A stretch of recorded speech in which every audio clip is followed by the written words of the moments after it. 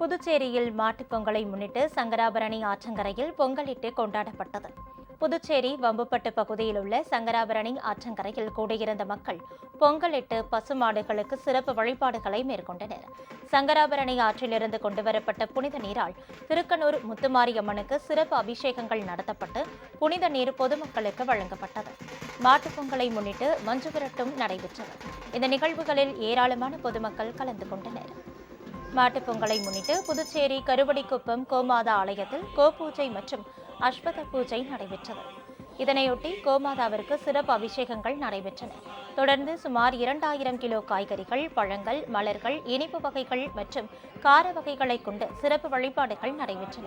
இதில் ஏராளமான பொதுமக்கள் கலந்து கொண்டு சுவாமி தரிசனம் செய்தனர்.